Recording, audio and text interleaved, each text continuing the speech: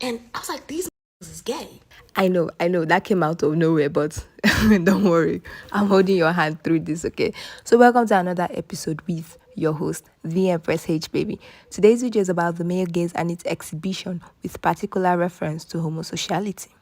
When we hear the term the male gaze, the first thing that comes to mind is women as victims to it, but we never think of men as puppets to it. Like, isn't that weird? The male gaze very much affects men, but its exhibition is different in men from women. The male gaze in men is to be adhered to for the sake of social standing or dominance, community, friendships, admiration, respect, and not being outliers. A real life example is Andrew Tate and his Tate Tot fans.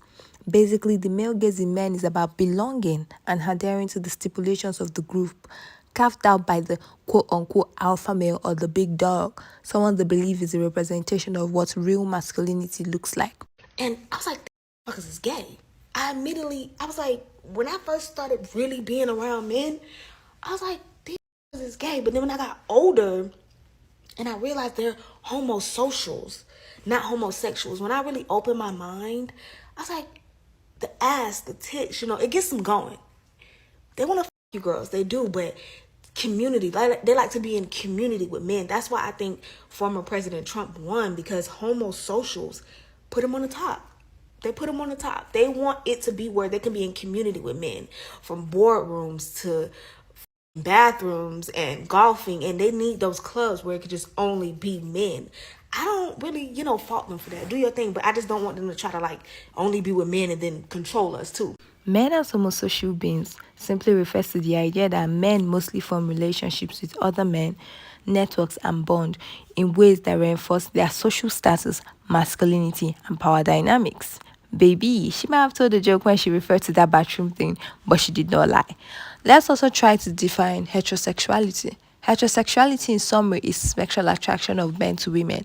It said sexual attraction, didn't say anything about respect for women or actually liking women. I want us to have this in mind when we watch this video. One of the things that pop up the most about me and my wife and our conversations that we have, we admit.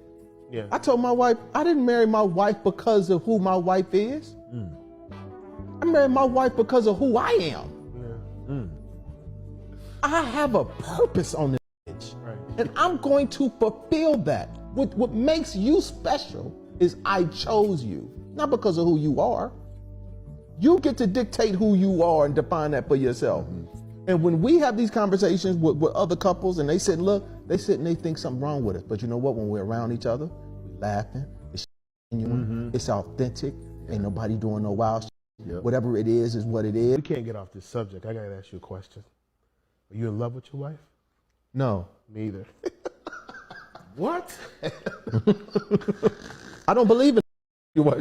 It's okay. It's overrated. No, listen. Then why? Listen. Okay. See? Y'all need to explain that. I had a feeling. No, I'm not in love with my wife. Why? I don't even know her. What are y'all doing? Why? This is our 8th. Hold on, we got married in 2016. This is year number 8. September 8th, we'll be married 8 years. No. No. All my relationship with my wife is a relationship with myself. I'm just discovering parts of me, bro. Yeah.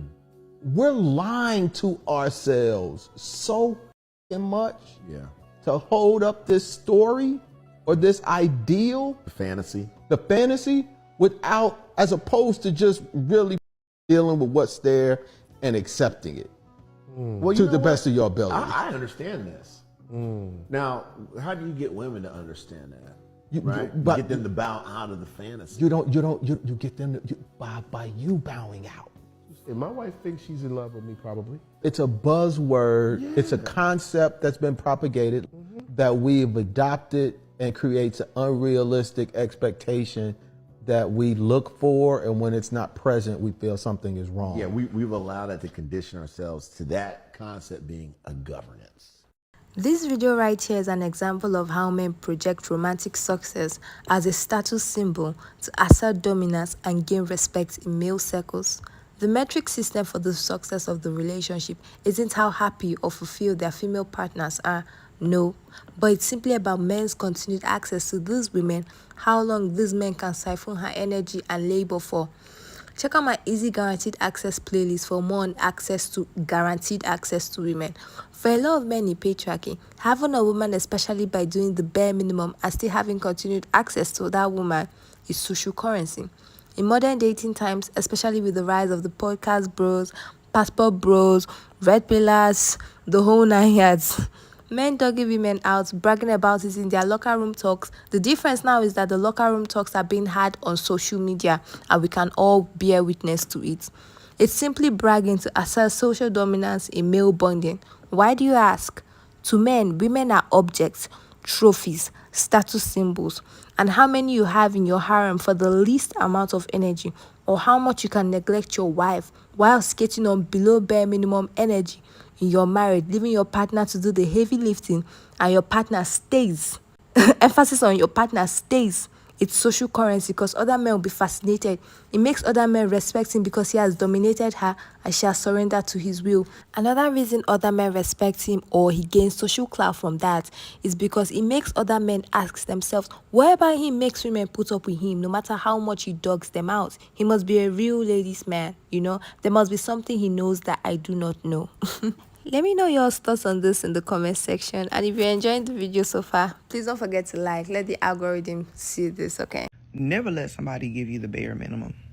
I was in a relationship with a man and we lived together. We had kids. We had been together for a good while. And I asked him one day, I was like, why we don't go out? Why we don't get dressed up?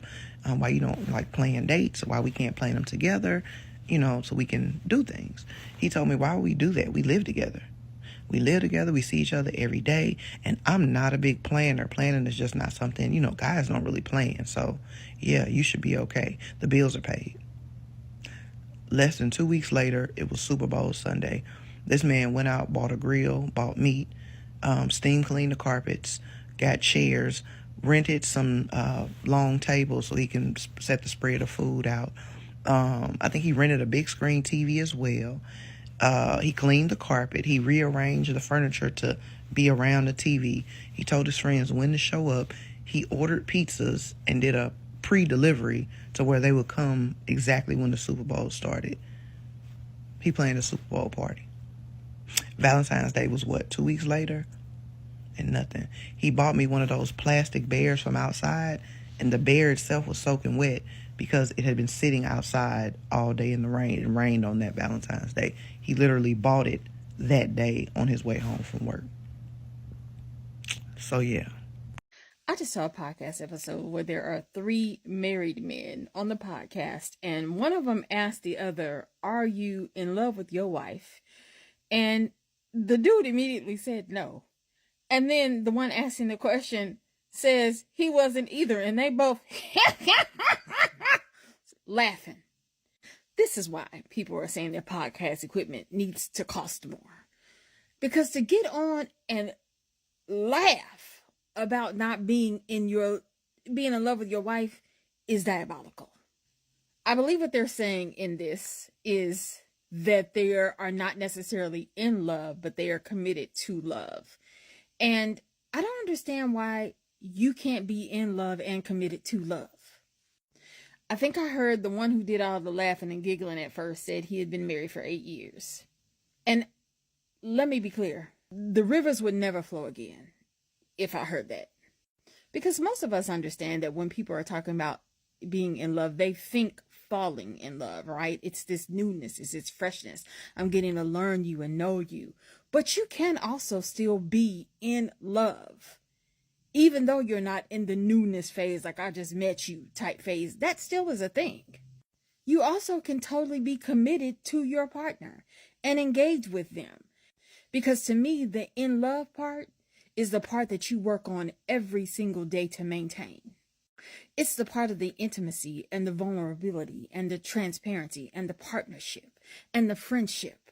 It's the laughing and giggling in the wee hours of the morning. It's the date night and the fixing each other plates. It's the excited when they come home from a long day, from stints where you haven't got to see each other. That's the in love part. So I don't understand when these men is laughing about not being in love with their spouses. May that love never find me in my marriage, and may it never find you in yours. What? I don't even know her. Those men consider themselves good guys. I just know it. I just know it. Imagine being married to that man and coming across him openly, proudly on the internet saying that he's not in love with you after 7 years of being together, that he doesn't love you, and laughing and giggling and thinking it's a tee-hee moment with his boys. I think that one of the worst things that has happened is locker room talk becoming mainstream. Locker room talk, leaving the locker room, men recording themselves, posting on the internet, but it's also been one of the best things because I can say that men say it, but then I will have men telling me I'm making it up, I'm over exaggerating, I don't understand what they're saying, I'm just this, I'm just that, I'm a bitter woman. And then there will always be men posting it to the internet for everyone to see.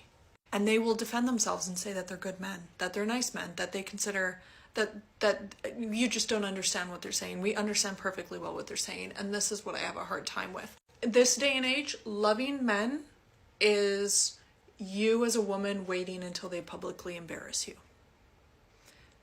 You loving a man is just counting down the days until your public humiliation.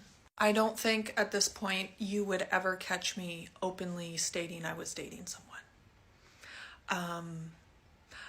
Like maybe say that I was dating someone. I don't think I'll ever do a hard launch, a soft launch, because I don't trust them to not publicly humiliate me at some point. This is the state of dating. And here's the thing, it's always been this way. It's always been this way. It's just now they have podcast mics. Now, instead of just being publicly embarrassed or, you know, in your circle of friends, your close acquaintances, they're just doing it on the internet. Now, ladies, the guy on the love thing has a point when he talks about falling in love fantasy and what has been sold to us. But he mixed truth with his own special cocktail of manipulation. Because at the end of his rant, he was asked, how do you get women to bow out of the fantasy? And he said, by you bowing out. And the fantasy creates unrealistic expectations. This is a man that probably when it comes to his own needs, no matter how demanding, he expects it to get done as soon as possible. He sounds like he doesn't even like his partner and somehow gaslighted her into settling for his lukewarm at best attitude towards her. He got her to submit to his will and settle for his bare minimum efforts. Ladies, you're expecting your partner that has the privilege of access and intimacy to you on a deep level to treat you with care and more than lukewarm, lackluster commitment is not expecting too much. Whether you want to call it love, care, partnership, having each other's back, whatever, it's still not expecting too much. And honestly, guys, this man sounds very selfish. Like, if you listen to the video, I added some extra clips, not just the trending part. He sounds very selfish and self-centered, and everybody's supposed to exist to cater to him. So he of course is going to say you actually having demands and being a person is high expectations. Now let's get into some of the comment section. Now a comment, I am speechless. To pursue someone, pay for a ring, propose, pay for a wedding, for what? For someone you're not in love with? He doesn't necessarily need to be in love with her. She's very useful to him. As we've already known, in patriarchy, women are seen as objects that are there to serve a purpose for men and to better men's life. It's like a vacuum cleaner you purchase for your home. It makes your life easier. That doesn't necessarily mean that you love your vacuum cleaner, but it's useful to you though, so you don't mind keeping it. So yeah, I'm sorry for the analogy, but look around you, boo. That's what we are dealing with right now. They are just cracking up about it like their wives aren't people. But let their wives do the same and suddenly they are bitches and users. That's so true. Like, they can't handle what they dish out. Could you imagine your husband telling the world that he doesn't love you and y'all go 50-50 on bills? Yo, girl, you've been robbed in broad daylight. Okay, that's a legit crash out reason right there. I think this will be the last comment I take. I am so thankful for podcasts because can you imagine how hard women work to stay? Now that we know the truth, we can walk away and men are angry. I thank God that the truth is out. Choose you, baby. That's so true, okay? And these are the same men that will be complaining about the male loneliness epidemic and oh my God, the divorce came out of nowhere. The divorce did not come out of nowhere and there is no male loneliness epidemic because loneliness is a human experience that both men and women deal with. But the difference is that men are not actively trying to do anything positive to work through their version of the loneliness. but somehow feel entitled to try to make it women's problem, even as women are dealing with their own version of loneliness in a patriarchal capitalist system. And with that being said, y'all, if you watched till this point, don't forget to like, subscribe if you enjoy this type of content and you want more of this. Turn on your post notification bell to get notified of when I upload my next video. Comment your thoughts on this if you have any. See y'all in the next video. Bye for now. And as always, I'm your host, the Empress H. Don't forget about it. See y'all in the next video.